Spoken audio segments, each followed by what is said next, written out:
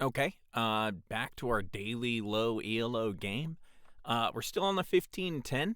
Um, this was another, sneaky little game. Um, with some maybe tactics. I don't know what this flag is. What flag is that? Bangladesh Neon Demon. Okay, so let's get to it. I'm playing black. What am I playing? We all know what I'm playing. I'm playing the Owens defense. I've been playing it this entire time. I'm slowly getting used to it. Now this is the classic like when you do Owens. Oops. When you do Owens defense, this is what you want to happen. Okay, throw out both knights, and then this is a mistake. Now what do they do if you go here? If they go here, well then, because really the goal is to get this traded, trade this bishop, and then go for this pawn, and you're looking for just to be a pawn up.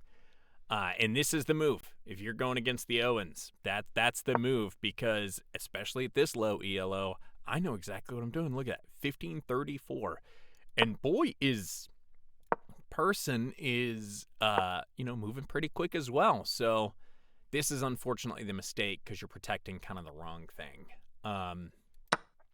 Anyway, so I take as you're supposed to do, take back as you're kind of supposed to do. At this point, there's not really any good options, and I get a free pawn. So there you go. That's how the Owens main thing works. Now from this point on, I have no idea what I'm doing in terms of the Owens. This is as far as I know. I've evened it up, kind of. I'm very slightly.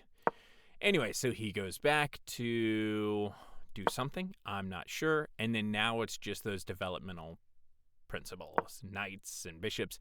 So this is a move that you have to watch out for.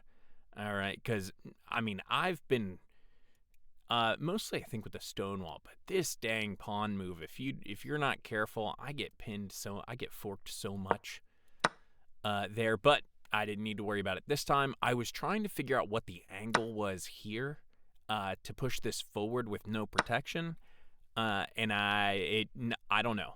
So I do think I know, because it's all about bringing this bishop out, and he's kind of going for that checkmate right there. Yeah. And at this point, I kind of see, and so I bring my light squared bishop back. So, and here's the goofy part. Creating this, pushing this knight out after I have nowhere to park it back home. So I do realize in this situation that I'm in a dangerous situation with my light squared bishop. He pushes his knight out. He's going for that quick checkmate boy right here. And this move right here is to get this guy out of the way. And I see that. Because he wants me to take. Then he's going to take. And he's lined right square up. Now, that's defended, but it's defended twice. And so it's attacked twice. So I think it was I take, they take. I can't move this pawn because it's protecting my knight right now. I can't really move the knight because, we're still dealing with this problem. And so he'd probably take with the bishop. And then I can't take back, so I'd have to retake with the bishop or move my king, but then I lose a bishop. And he can come right in and fork the king and the queen. There's tactics down here in this ELO, but I just saw it, thank God. And so I pushed past with the mentality okay, well, we're not going to let you just come down here and take a piece. So he moves, and that he kind of is doing what he's planning on doing. So he still wants to come down this way, and this way he might get an extra pawn. So this move right here, I guess, is a miss because I could have tactically won a pawn by, I think, kicking this guy. I didn't necessarily want to kick him just yet. There's no immediate threats. There is actually an immediate threat, except it's defended. Boom. Knight here, bishop here. Looks like defends pretty well. I didn't want to mess with these pawns right now because the intent is to castle over here, and I want to keep it all good. So I move over here to protect this one more time. So now we have 3 to 2. And it might get a little messy, but we're looking at him losing 2 pieces to a piece and a pawn. Yeah, because let's see. No, 2 pieces for 2 pieces here. I take, he takes, I take. Yeah, he's losing 2 pieces for a piece and a pawn. And so again, we're working on that. I want to make good trades. Unfortunately, he didn't realize that I was also protecting that square. I didn't initially realize. I put this here to defend there. But, so I got that. And this was a pre-move. He pre-moved this. Like, let's see. Can we see the time difference? No, it was, I guess, 10 seconds. But, yeah, I just caught him, unfortunately. And then he immediately, like, pre-moves the take, which is, because, let's see. Yeah, 52. So I take, and he just immediately takes. I take. And the reason I'm taking here is I'm trying to open up this file. There. Let's see. And that was kind of a goofier mistake because he moved that pretty quick. And I realized that I can come up here, but I would rather, open this file up. And maybe that was the right move, but who knows. He comes down to protect here and threaten this pawn to undermine this one, but it's protected by the queen, so I'm not super worried about whatever they're doing there. I moved the queen out, though, so this is now hanging ripe for the taking. I didn't want to do this just yet because then the queen starts getting activated. And I wanted to check. I wanted to just get some movement on the king and start creating threats. He moves over one. Now I'm starting to push. I realized this was hanging, so I thought maybe we just start a queenside push. And I didn't really have a lot else to do. I can come up here with this, but I've got 2 pieces over here, and I don't necessarily want to start an attack when everything is lined up on that side.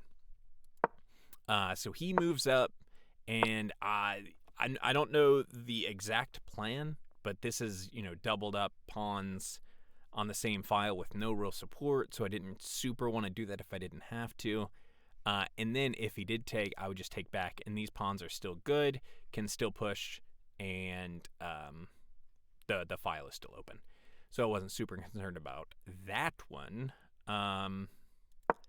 Let's see, come up here to, now I'm coming up here to put pressure on the queen because I'm not ahead in development, but just like I feel like I'm a little more ready for to start harassing the queen a little bit and maybe get them to move. So they come up one, creating a threat. I can't, this is undefended, so I have to move it. Moving it back down here again, threatening the queen again, just trying to get it moving, and on the off chance that they do some goofiness like taking, I get a free queen. And they can have that pawn too for a queen. They move it straight. So here, I actually like this position because you can move here, and then we can do a queen trade. That's fine. You can move here. I take. If you move here, my bishop actually takes for this one and that one. You can move up here, but then you're just moving it back. You can move it there, and then we're doing a queen trade. You can move it there, and that's kind of like the safest square. But now I'm still looking to harass you somehow. Probably if you go here, I bring my rook here and start harassing the king. Is the play, is my idea there. Moves down, unfortunately didn't see my bishop, so right, and I get a free bishop along with a check, and I believe that is where they resign. This is a really strong position. My queen's not in any danger.